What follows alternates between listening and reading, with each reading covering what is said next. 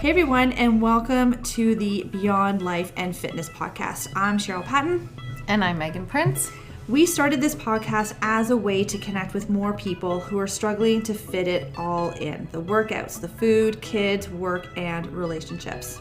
We know that we're not perfect, but we hope that through our struggles and our mistakes and our failures and our successes that we can help more people through their challenges and be successful. So if you want some tips and tricks to help you along your journey to be the best version of yourself, then this is it. All right, so today we thought we would chat about a very well-known supplement, one that has definitely been studied, I think, the most ever, and it is creatine, and more specifically, creatine monohydrate, and how creatine can benefit anybody, but women specifically, in terms of helping them build lean muscle mass. And just like any supplement, again, always make sure that you consult with your doctor before trying or starting anything new, just to make sure that it is right for you and you are good to go with it. Yeah. But it's for so if you're not too familiar with creatine, creatine is something I just started taking again after about 3 years off, and definitely noticing lots of good energy with my workouts, which is great. And that's sort of the purpose of taking creatine. Creatine is it's an amino acid. Our bodies naturally make it, and it is used by the liver and the brain primarily as our main energy source. But creatine just helps you do your workouts more intensely for longer, so then you can kind of squeeze out those extra reps, which then allows you to help build that lean muscle, burn a few extra calories during your workout. Mm-hmm. Yeah. Are you using it right now? Yes, I am. I think I've always used creatine. Even like competing, I use creatine up until my shows and stuff. And I know that people say, so a long time ago, before they had like creatine monohydrate, and the bloating and the tummy aches and the cramping from people was like, I think, the biggest issue that people kind of complained about. And I think when I first started taking it like years and years ago, I think I felt the same thing. But now that they've improved the digestion of it, I feel like I don't really notice any digestion issues whatsoever with creatine. I know that, creatine's stored in your muscles, so the biggest thing I think from women is, especially when we're talking about women, men not so much, but when you start taking creatine, it draws water into your muscles. Mm-hmm. So you're going to gain 1 to 3 to 4 pounds depending on your body type or how you kind of react to things. And I think that's the scariest thing for women, is watching the scale go up. And but not realizing that the water isn't just like water sitting like in your belly or, you know, under your skin. It's actually in your muscles. So that's actually helping you, to be able to lift heavier.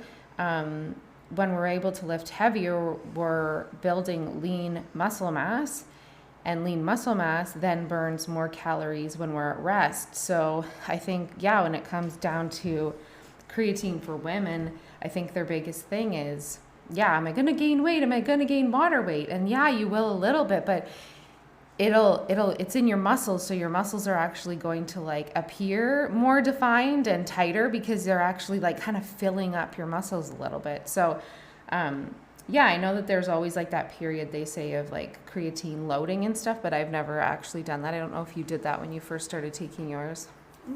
I don't remember because it had been so long. So like I hadn't been taking it for probably a good 3 years. I've just started taking it post show, so it's only been just over 5 weeks now.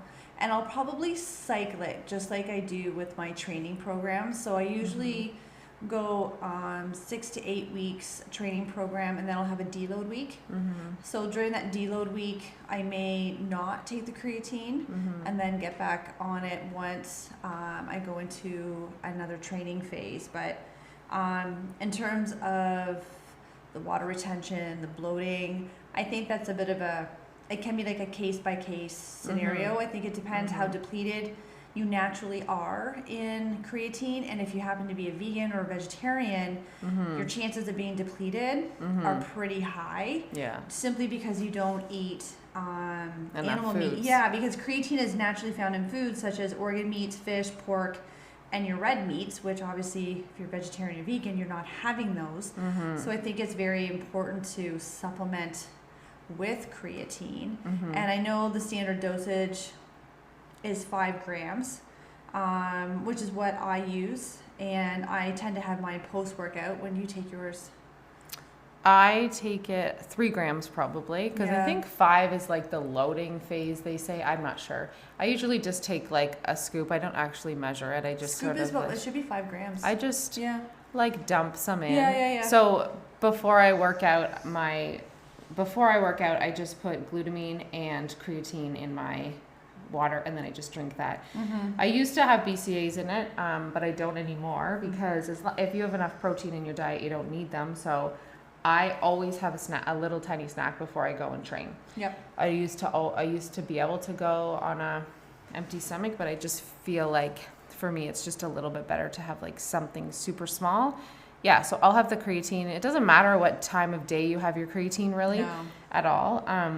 I do know that there was people used to, like, oh my gosh, 15 years ago, take your creatine with like grape juice or something. Oh, with Like, the sugar. Yeah, because then it'll rush it to your muscles even faster. Like, it's just like when we go post-workout and we have a high glycemic carbohydrate with protein, then it's gonna flush that protein into our muscles faster to help recover. So same with creatine. So that's how I used to do it. It was like half a cup of grape juice with creatine post-workout, but now I don't. It takes like a week or so for your body to get saturated with creatine. So yeah, so I just take mine like During. during Yeah. during. Yep. Yeah. Yep. I've heard everything from pre to post to during, and As long as you're taking it I and think, yeah, being that's- consistent, yeah, right? Exactly. Bingo. So, and then another thing that I had heard on another podcast too, because creatine not only helps with your muscles in terms of being able to do more intensity, more volume with your training, but it also can increase oxygen levels in the brain, which can help with Yes. mental focus and clarity. But what some studies showed, and I'm going to have to find the study, is that it required 10 grams of creatine versus 5. So almost double the dosage, like 2 scoops rather than 1, in order to kind of get that effect. So even if you're somebody who doesn't exercise on a regular basis, it's just not your thing, you can still benefit from creatine just for wellness, well, and like health. for brain health, like for brain clarity and mental function, which is something that I might play around with a little bit in the new year. And see if you can up it and see if it helps. Yeah, just double it, see what happens. I mean, hold a Yeah. little bit more water for a little bit longer. But again, like it's like anything Yeah. else, right? Your body just needs to get accustomed to it. Oh yeah. And then things settle down. You just have to go through that adjustment phase, which is no big deal. So, yeah, but that's definitely something that also has been proven with creatine. So it's not just for the muscles, but for the brain as well. And as we get older, as you get closer into your 50s, it becomes even more important, the creatine, just because it can help with your skeletal muscle mass. So just making sure that you've got strong bones, which is very important as we age. Yeah. So again, another reason why you can kind of play around with taking it. So I think that's like a million, and people that don't work out can also take it, right? It's not like I think it's just always been seen as this workout supplement, right? It's like this scary supplement for people to take. Whereas the same as glutamine has always been like a recovery, post-workout recovery sort of supplement. But now we're seeing it in things like gut health and leaky gut syndrome and that kind of stuff. So lots of these supplements that are out, even though they've been marketed as health workout products, actually can help us in so many ways. Because I have some Gut RX powder stuff, and one of the main ingredients is marshmallow root and glutamine. So there's a lot of these. Same with like protein powder has always been this like Yep. workout supplement, whereas like women especially, but everybody, we need protein to survive. We need protein for our muscles. We need protein for recovery, no matter what. So people are like, oh, I'm having a hard time getting in protein.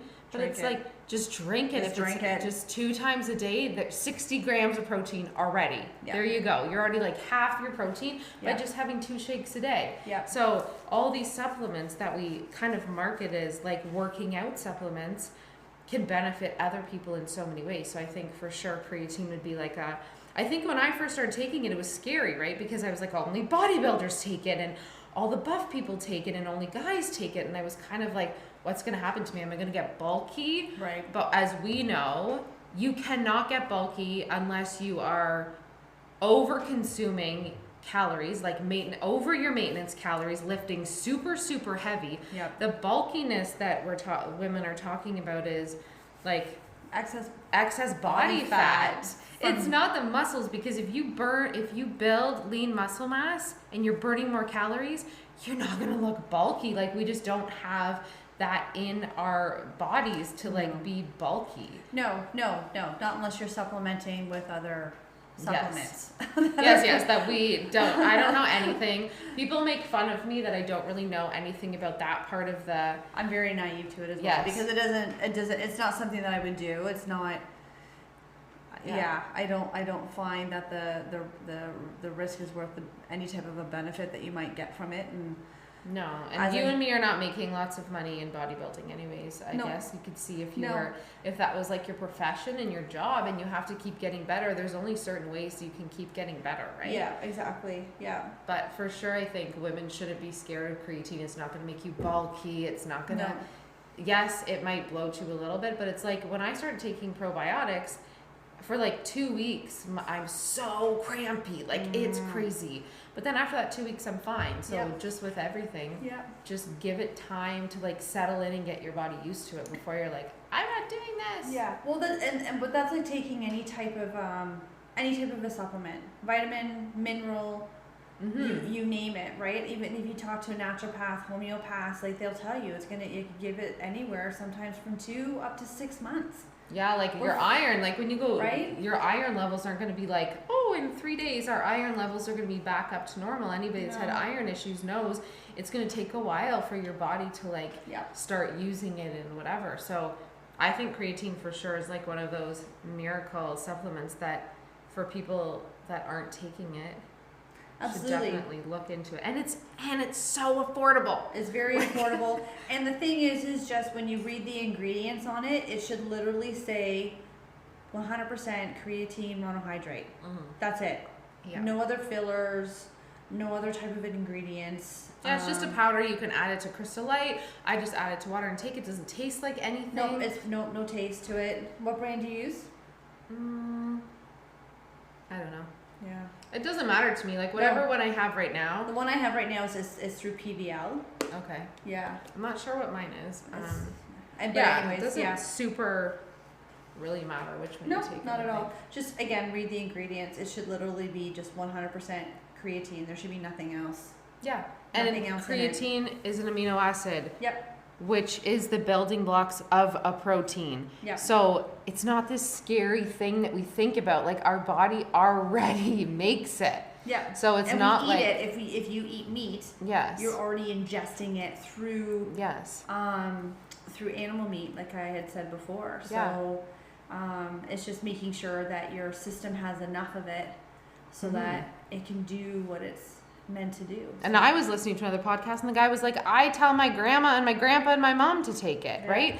So it's like same with glutamine, glucosamine, like all these things, like we're marketed as workout stuff, but it's not. So if we can just educate people and let them know that it's not this scary thing. Yeah. And people that are working out, that you feel like maybe you don't have a lot of energy or your strength is kind of going or whatever, it would be a really awesome thing 100%. to add in so that you can get the benefits of your workout and feel better.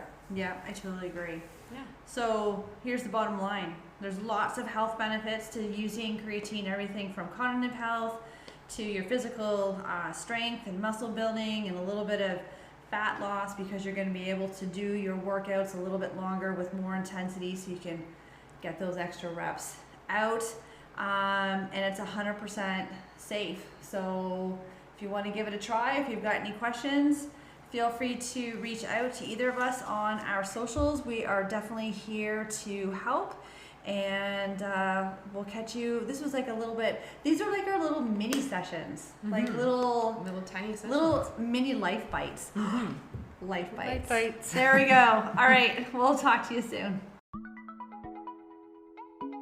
Thanks everybody for listening today, and we truly appreciate you. And let us know what your biggest takeaway was today, and if you have any questions you want answered on the podcast.